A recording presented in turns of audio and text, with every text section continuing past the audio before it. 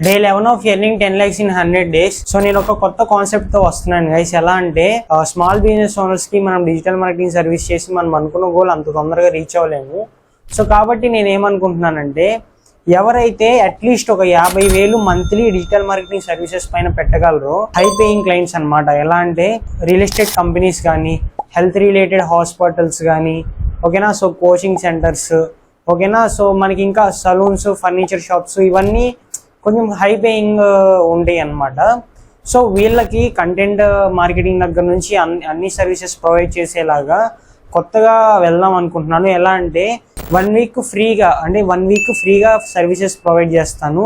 Suppose నేను ఆ 1 weekలో ఒక 10 sales వాళ్ళకి ఇస్తానని చెప్పాను అనుకోండి.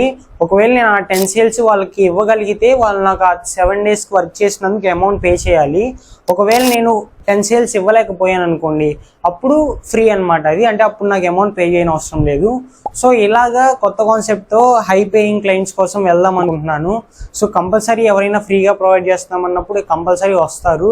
సో మీరేమనుకుంటున్నారు, మీ ఒపీనియన్ కామెంట్ సెక్షన్లో కామెంట్ చేయండి గైస్. నేనైతే ఇలా కొత్తగా వెళ్దాం అనుకుంటున్నాను. సో ఈ వీడియో ఇంతే. Thank you, take care, bye bye.